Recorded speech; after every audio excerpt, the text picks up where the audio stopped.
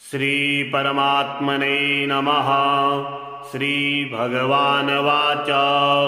मय्यासक्तमनः पार्थ योगं युञ्जन्मदाश्रयः असंशयं समग्रं मां यथा ज्ञास्यसि तच्छृणु। ज्ञानं तेऽहं सर्वविज्ञानम् इदं वक्ष्यामि शेषतः। यज्ञात्वा नेह भूयोऽन्य ज्ञातव्यमवशिष्यते।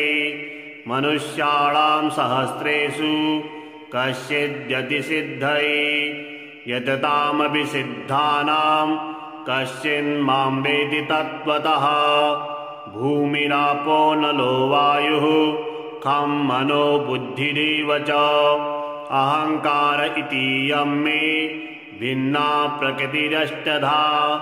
अपरेयमितस्त्वन्यां प्रकृतिं विद्धि मे परां। जीवभूतां महाबाहो यैदं धार्यते जगत् एतद्योनीनि भूतानि सर्वाणीत्युपधारय। अहं कृत्स्नस्य जगतः प्रभवः प्रलयस्तथा मत्तः परतरं नान्यत् किञ्चिदस्ति धनञ्जय। मयि सर्वमिदं प्रोतं सूत्रे मणिगणा इव। रसोऽहमप्सु कौन्तेय प्रभास्मि शशिसूर्ययोः। प्रणवः सर्ववेदेषु शब्दः खे पौरुषान्दृषु। पुण्यो गन्धः पृथिव्यां च तेजसश्चास्मि विभावसो। जीवनं सर्वभूतेषु तपश्चास्मि तपस्विषु। बीजं मां सर्वभूतानां विद्धि पार्थ सनातनं। बुद्धिर्बुद्धिमतामस्मि तेजस्तेष्विनामहं। बलं बलवतां चाहं कामरागविवर्जितं। धर्मविरुद्धो भूतेषु कामोऽस्मि भरतर्षभ। ये चैव सात्विका भावा राजसास्तामसाश्च ये मत्त एवेति तान् विद्धि न त्वहं तेषु ते मयि। त्रिभिर्गुणमयैर्भावैरेभिः सर्वमिदं जगत् मोहितं नाभिजानाति मामेभ्यः परमव्ययम्। देवी हेषा गुणमयी मम माया दुरत्यया। मामेव ये प्रपद्यन्ते मायामेतान्तरन्ति ते। न मां दुष्कृतनो मूढा प्रपद्यन्ते नराधमा। मायया प्रहितज्ञाना आसुरां भावमाश्रिता। चतुर्विधा भजन्ते मां जना सुकृतनोऽर्जुन। आर्तो जिज्ञासुरर्थार्थी ज्ञानी च भरतर्षभ। तेषां ज्ञाने नित्ययुक्ता एकभक्तिर्विशिष्यते। प्रियो हि ज्ञानिनोत्यर्थः महं स च मम प्रियः। उदारा सर्व एवेति ज्ञानी त्वामेव मे मतम्। आस्थितः स हि युक्तात्मा मामेवानुत्तमां गतिम्। बहूनां जन्मनामन्ते ज्ञानवान् मां प्रपद्यते। वासुदेवः सर्वमिति स महात्मा सुदुर्लभः। कामैस्तैस्तैर्हृतज्ञाना प्रपद्यन्तेऽन्यदेवता। तं तं नियममास्थाय प्रकृत्या नियता स्वया। यो यो यां यां तनुं भक्ता श्रद्धयार्चितुमिच्छति तस्य तस्य चलां श्रद्धां तामेव विददाम्यहम्। स तया श्रद्धया युक्तस्तस्याराधनमीहते। लभते च ततः कामान् मयैव विहितान्। अन्तवत्तु फलं तेषां तद्भवत्यल्पमेधसाम्। देवान् देवयजो यान्ति मद्भक्ता यान्ति मामपि। अव्यक्तं व्यक्तिमापन्नं मन्यन्ते माम बुद्धया। परं भावमजानन्तो ममाव्ययमनुत्तमम्। नाहं प्रकाशः सर्वस्य योगमाया समावृतः मूढोऽयं नाभिजानाति लोको मामजव्ययम् वेदाहं समतीतानि वर्तमानानि चार्जुन भविष्याणि च भूतानि मां तु वेद न कश्चन इच्छाद्वेषसमुत्थेन द्वन्द्वमोहेन भारत सर्वभूतानि सम्मोहं सर्गे यान्ति परन्तप येषां त्वन्तगतं पापं जनानां पुण्यकर्मणां ते द्वन्द्वमोहनिर्मुक्ता भजन्ते मां दृढव्रता जरामरणमोक्षाय मामाश्रित्य यतन्ति ये ते ब्रह्म तद्विदुः कृष्ण अध्यात्मं कर्म चाखिलम् साधिभूतादिदेवं मां साधियज्ञं च ये विदुः प्रयाणकालेऽपि च मां ते विधिर्युक्तचेतसः मय्यासक्तमनः पार्थ योगं युञ्जन्मदाश्रयः असंशयं समग्रं मां यथा ज्ञास्यसि तच्छृणु ज्ञानं तेऽहं सर्वविज्ञानम् इदं वक्ष्यामि शेषतः यज्ञात्वा नेह भूयोऽन्य ज्ञातव्यमवशिष्यते मनुष्याणां सहस्रेषु कश्चिद्यतिसिद्धये यततामपि सिद्धानां कश्चिन्मां वेति तत्त्वतः भूमिरापो नलो वायुः खं मनो बुद्धिरेव च अहंकार इतीयं मे भिन्ना प्रकृतिरष्टधा अपरेयमितस्त्वन्यां प्रकृतिं विद्ध मे परां जीवभूतां महाबाहो यैदं धार्यते जगत् एतद्योनीनि भूतानि सर्वाणीत्युपधारय अहं कृष्णस्य जगतः प्रभवः प्रलयस्तथा मत्तः परतरं नान्यत् किञ्चिदस्ति धनञ्जय मयि सर्वमिदं प्रोतं सूत्रे मणिगणा इव रसोऽहमप्सु कौन्तेय प्रभास्मि शशिसूर्ययोः प्रणवः सर्ववेदेषु शब्दः खे पौरुषान्द्रिषु पुण्यो गन्धः पृथिव्यां च तेजसश्चास्मि विभावसो जीवनं सर्वभूतेषु तपश्चास्मि तपस्विषु बीजं मां सर्वभूतानां विद्धि पार्थ सनातनं बुद्धिर्बुद्धिमतामस्मि तेजस्तेष्विनामहं बलं बलवतां चाहं कामरागविवर्जितं धर्मविरुद्धो भूतेषु कामोऽस्मि भरतर्षभ ये चैव सात्विका भावा राजसास्तामसाश्च ये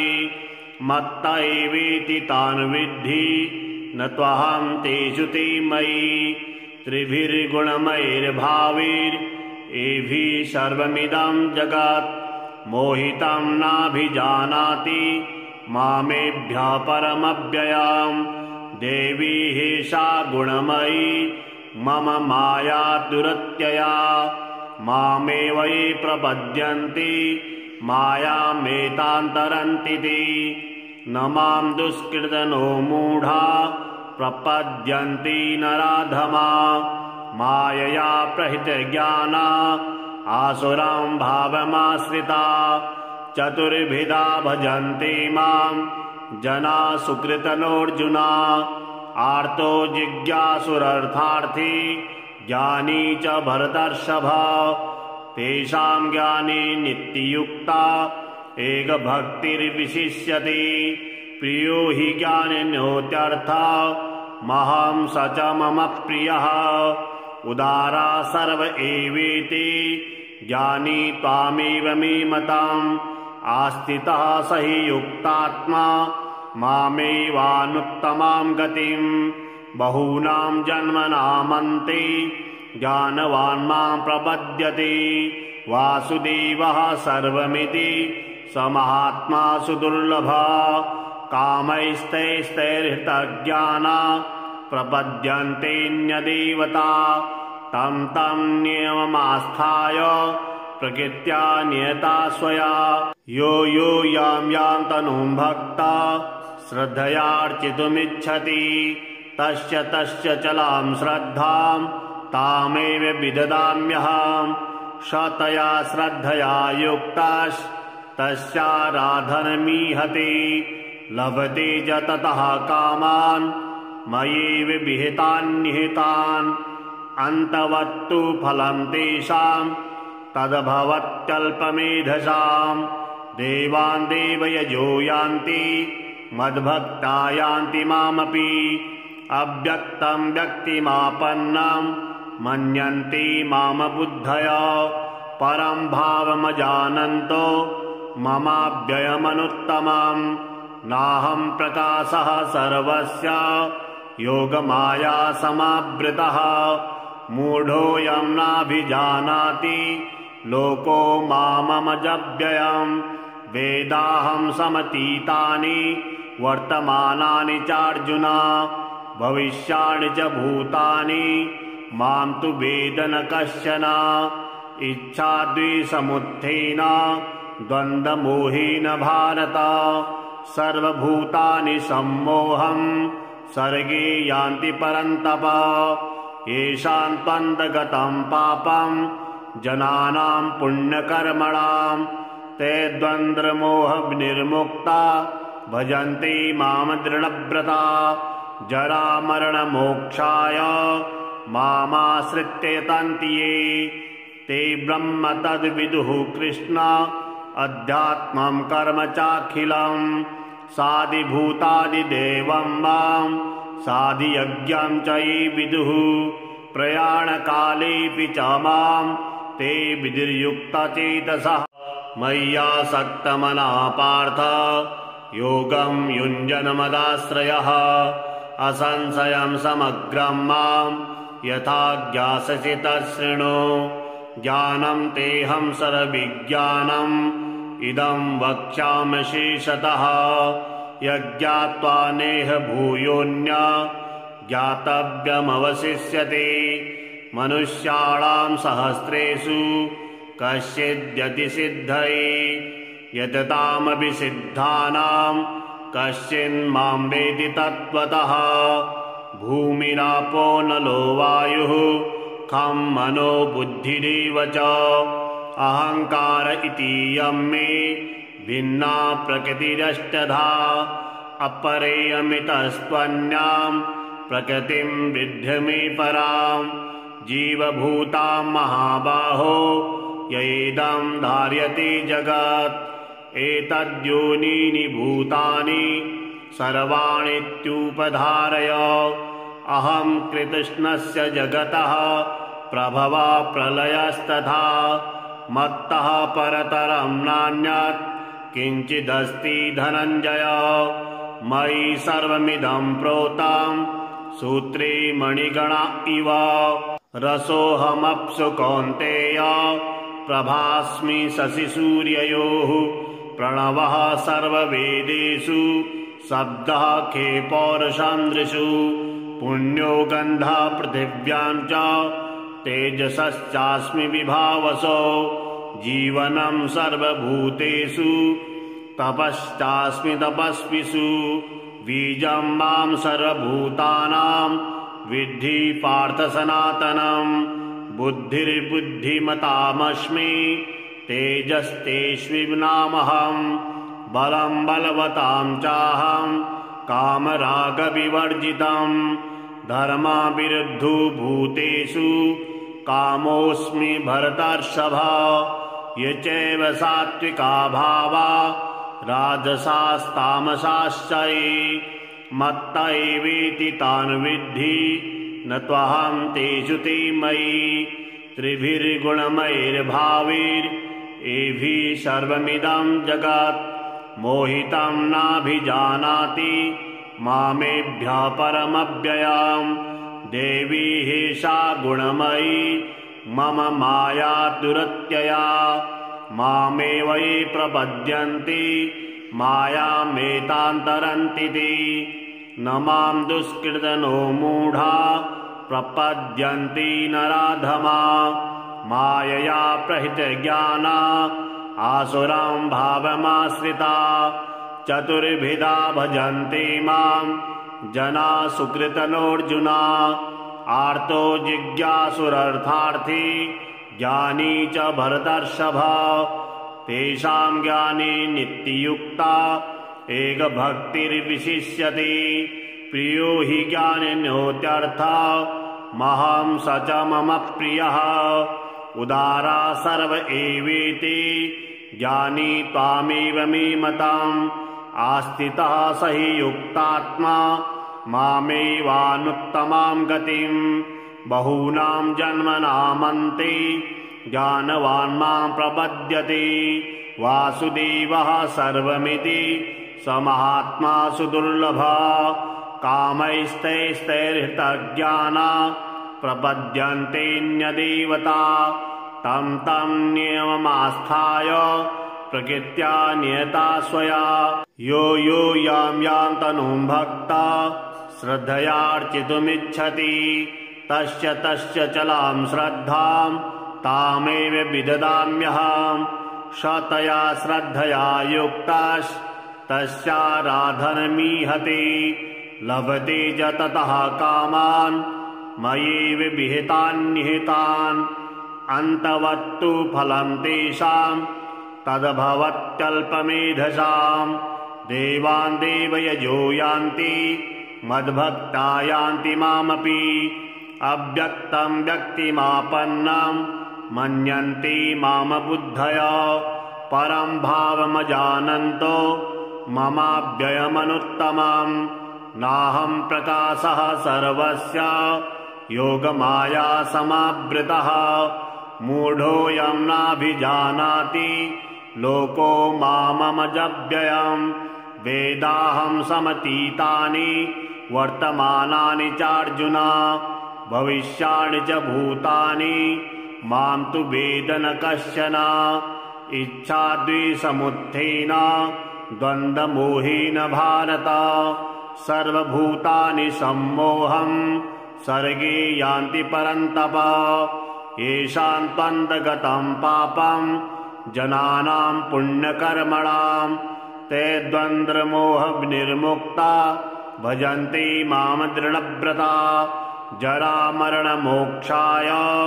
मामाश्रित्य यतन्ति ये ते ब्रह्म तद्विदुः कृष्ण अध्यात्मं कर्म चाखिलं साधिभूतादिदेवं मां साधियज्ञं च ये विदुः प्रयाणकालेऽपि च मां ते विधिर्युक्तचेतसः मय्यासक्तमनः पार्थ योगं युञ्जन्मदाश्रयः असंशयं समग्रं मां यथा ज्ञास्यसि तच्छृणु ज्ञानं तेऽहं सर्वविज्ञानम् इदं वक्ष्यामि शेषतः यज्ञात्वा नेह भूयोऽन्य ज्ञातव्यमवशिष्यते मनुष्याणां सहस्रेषु कश्चिद्यतिसिद्धये यततामपि सिद्धानां कश्चिन्मां वेति तत्त्वतः भूमिरापो नलो वायुः खं मनो बुद्धिरेव च अहंकार इतीयं मे भिन्ना प्रकृतिरष्टधा अपरेयमितस्त्वन्यां प्रकृतिं विद्ध मे परां जीवभूतां महाबाहो यैदं धार्यते जगत् एतद्योनीनि भूतानि सर्वाणीत्युपधारय अहं कृष्णस्य जगतः प्रभवः प्रलयस्तथा मत्तः परतरं नान्यत्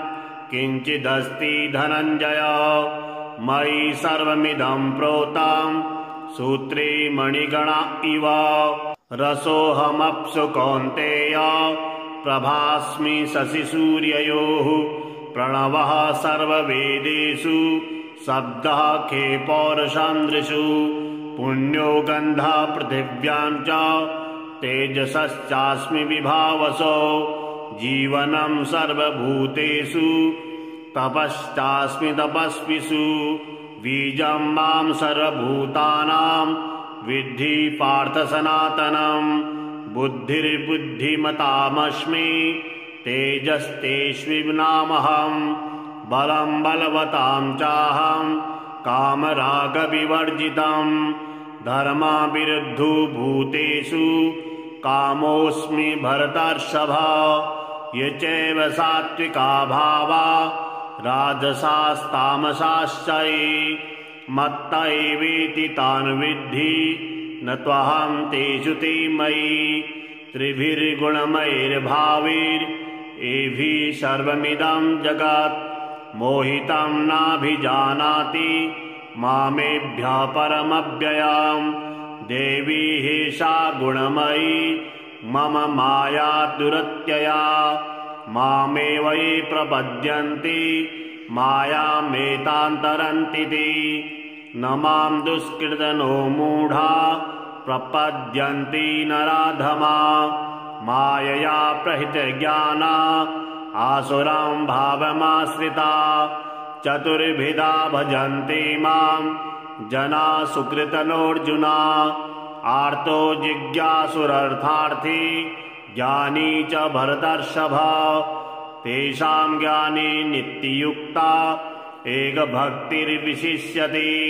प्रियो हि ज्ञानिनोत्यर्थः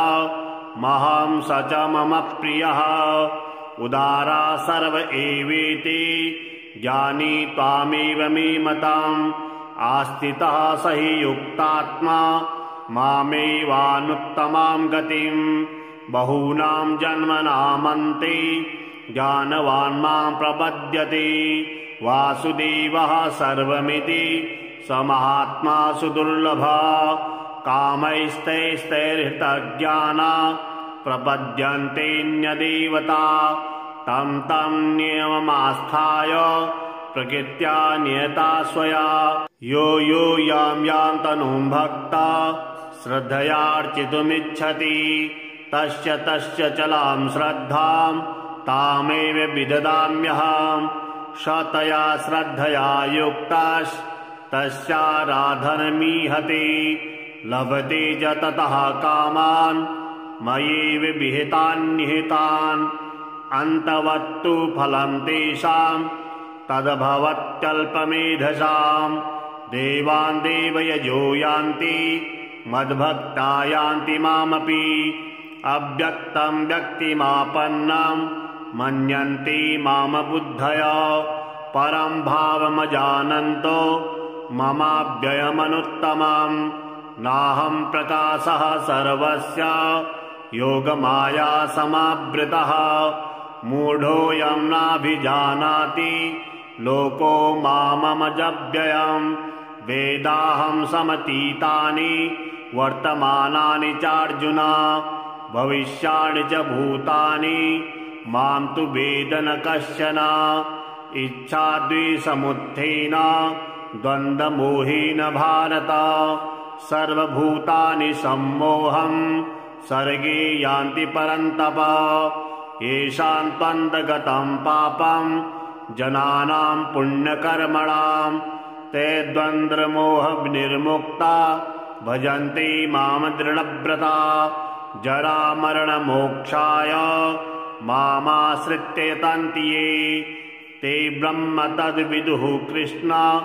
अध्यात्मं कर्म चाखिलं साधिभूतादिदेवं मां साधियज्ञं च ये विदुः प्रयाणकालेऽपि च मां ते विधिर्युक्तचेतसः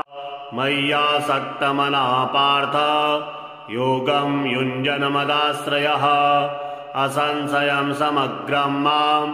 यथा ज्ञास्यसि तच्छृणु ज्ञानं तेऽहं सर्वविज्ञानम्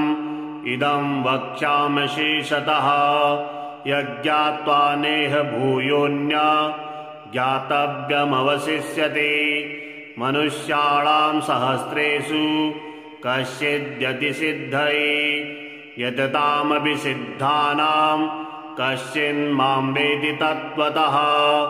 भूमिरापो नलो वायुः खं मनो बुद्धिरेव च अहंकार इतीयं मे भिन्ना प्रकृतिरष्टधा अपरेयमितस्त्वन्यां प्रकृतिं विद्ध मे परां जीवभूतां महाबाहो यैदं धार्यते जगत् एतद्योनीनि भूतानि सर्वाणीत्युपधारय अहं कृष्णस्य जगतः प्रभवः प्रलयस्तथा मत्तः परतरं नान्यत् किञ्चिदस्ति धनञ्जय मयि सर्वमिदं प्रोतं सूत्रे मणिगणा इव रसोऽहमप्सु कौन्तेय प्रभास्मि शशिसूर्ययोः प्रणवः सर्ववेदेषु शब्दः खे पौरुषान्द्रिषु पुण्यो गन्धः पृथिव्यां च तेजसश्चास्मि विभावसो जीवनं सर्वभूतेषु तपश्चास्मि तपस्विषु बीजं मां सर्वभूतानां विद्धि पार्थ सनातनं बुद्धिर्बुद्धिमतामस्मि तेजस्तेष्विनामहं बलं बलवतां चाहं कामरागविवर्जितं धर्मविरुद्धो भूतेषु कामोऽस्मि भरतर्षभ ये चैव सात्विका भावा राजसास्तामसाश्च ये मत्त एवेति तान् विद्धि न त्वहं तेषु ते मयि त्रिभिर्गुणमयैर्भावैरेभिः सर्वमिदं जगत् मोहितं नाभिजानाति मामेभ्यः परमव्ययम् देवी हेषा गुणमयी मम माया दुरत्यया मामेव ये प्रपद्यन्ति मायामेतान्तरन्ति ते न मां दुष्कृतनो मूढा प्रपद्यन्ति नराधमा मायया प्रहितज्ञाना आसुरां भावमाश्रिता चतुर्विधा भजन्ति मां जना सुकृतनोऽर्जुना आर्तो जिज्ञासुरर्थार्थी ज्ञानी च भरतर्षभ तेषां ज्ञाने नित्ययुक्ता एकभक्तिर्विशिष्यते प्रियो हि ज्ञानिनोत्यर्था महं स च मम प्रियः उदारा सर्व एवेति ज्ञानी त्वामेव मे मतम् आस्थितः स हि युक्तात्मा मामेवानुत्तमां गतिं बहूनां जन्मनामन्ते ज्ञानवान् मां प्रपद्यते वासुदेवः सर्वमिति स महात्मा सुदुर्लभः कामैस्तैस्तैर्हृतज्ञाना प्रपद्यन्तेऽन्यदेवता तं तं नियममास्थाय प्रकृत्या नियता स्वया यो यो यां यां तनुं भक्ता श्रद्धयार्चितुमिच्छति तस्य तस्य चलां श्रद्धां तामेव विददाम्यहं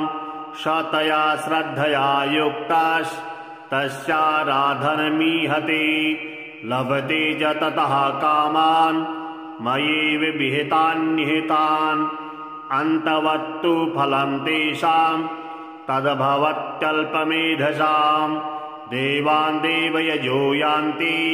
मद्भक्ता यान्ति मामपि अव्यक्तं व्यक्तिमापन्नं मन्यन्ते माम बुद्धया परं भावमजानन्तो ममाव्ययमनुत्तमम् नाहं प्रकाशः सर्वस्य योगमाया समावृतः मूढोऽयं नाभिजानाति लोको मामजव्ययम् वेदाहं समतीतानि वर्तमानानि चार्जुन भविष्याणि च भूतानि मां तु वेद न कश्चन इच्छाद्वेषसमुत्थेन द्वन्द्वमोहेन भारत सर्वभूतानि सम्मोहं सर्गे यान्ति परन्तप येषां त्वन्तगतं पापं जनानां पुण्यकर्मणां ते द्वन्द्वमोहनिर्मुक्ता भजन्ते मां दृढव्रता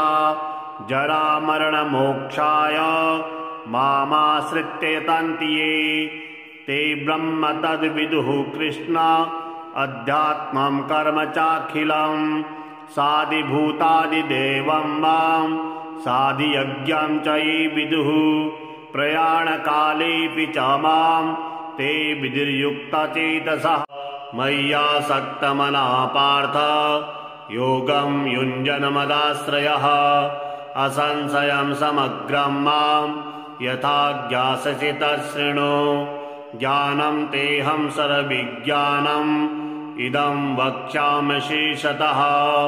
यज्ञात्वा नेह भूयोऽन्य ज्ञातव्यमवशिष्यते मनुष्याणां सहस्रेषु कश्चिद्यतिसिद्धये यततामपि सिद्धानां कश्चिन्मां वेति तत्त्वतः भूमिरापो नलो वायुः खं मनो बुद्धिरेव च अहंकार इतीयं मे भिन्ना प्रकृतिरष्टधा अपरेयमितस्त्वन्यां प्रकृतिं विद्ध मे परां जीवभूतां महाबाहो यैदं धार्यते जगत् एतद्योनीनि भूतानि सर्वाणीत्युपधारय अहं कृष्णस्य जगतः प्रभवः प्रलयस्तथा मत्तः परतरं नान्यत् किञ्चिदस्ति धनञ्जय मयि सर्वमिदं प्रोतं सूत्रे मणिगणा इव रसोऽहमप्सु कौन्तेय प्रभास्मि शशिसूर्ययोः प्रणवः सर्ववेदेषु शब्दः खे पौरुषान्द्रिषु पुण्यो गन्धः पृथिव्यां च तेजसश्चास्मि विभावसो जीवनं सर्वभूतेषु तपश्चास्मि तपस्विषु बीजं मां सर्वभूतानां विद्धि पार्थ सनातनं बुद्धिर्बुद्धिमतामस्मि तेजस्तेष्विनामहं बलं बलवतां चाहं कामरागविवर्जितं धर्माविरुद्धो भूतेषु कामोऽस्मि भरतर्षभ ये चैव सात्विका भावा राजसास्तामसाश्च ये मत्त एवेति तान् विद्धि न त्वहं तेषु ते मयि त्रिभिर्गुणमयैर्भावैरेभिः सर्वमिदं जगत् मोहितं नाभिजानाति मामेभ्यः परमव्ययम् देवी हेषा गुणमयी मम माया दुरत्यया मामेव ये प्रपद्यन्ति मायामेतान्तरन्ति ते न मां दुष्कृतनो मूढा प्रपद्यन्ति नराधमा मायया प्रहितज्ञाना आसुरां भावमाश्रिता चतुर्विधा भजन्ते मां जना सुकृतनोऽर्जुना आर्तो जिज्ञासुरर्थार्थी ज्ञानी च भरतर्षभ तेषां ज्ञाने नित्ययुक्ता एकभक्तिर्विशिष्यते प्रियो हि ज्ञानिनोत्यर्थः महं स च मम प्रियः उदारा सर्व एवेति ज्ञानी त्वामेव मे मतम् आस्थितः स हि युक्तात्मा मामेवानुत्तमां गतिं बहूनां जन्मनामन्ते ज्ञानवान् मां प्रपद्यते वासुदेवः सर्वमिति स महात्मा सुदुर्लभः कामैस्तैस्तैर्हृतज्ञाना प्रपद्यन्तेऽन्यदेवता तं तं नियममास्थाय प्रकृत्या नियता स्वया यो यो यां यां तनुं भक्ता श्रद्धयार्चितुमिच्छति तस्य तस्य चलां श्रद्धां तामेव विददाम्यहम् शतया श्रद्धया युक्तस्तस्याराधनमीहते लभते च ततः कामान् मयैव विहितान् निहितान् अन्तवत्तु फलं तेषां तद्भवत्यल्पमेधसां देवान् देवयजो यान्ति मद्भक्ता यान्ति मामपि अव्यक्तं व्यक्तिमापन्नं मन्यन्ते माम बुद्धया परं भावमजानन्तो ममाव्ययमनुत्तमं नाहं प्रकाशः सर्वस्य योगमाया समावृतः मूढोऽयं नाभिजानाति लोको मामजव्ययं वेदाहं समतीतानि वर्तमानानि चार्जुन भविष्याणि च भूतानि मां तु वेद न कश्चन इच्छाद्वेषसमुत्थेन द्वन्द्वमोहेन भारत सर्वभूतानि सम्मोहं सर्गे यान्ति परन्तप येषां त्वन्तगतं पापं जनानां पुण्यकर्मणां ते द्वन्द्वमोहनिर्मुक्ता भजन्ते मां दृढव्रता जरामरणमोक्षाय मामाश्रित्य यतन्ति ये ते ब्रह्म तद्विदुः कृष्ण अध्यात्मं कर्म चाखिलं साधिभूतादिदेवं मां साधियज्ञं च ये विदुः प्रयाणकालेऽपि च मां ते विधिर्युक्तचेतसः।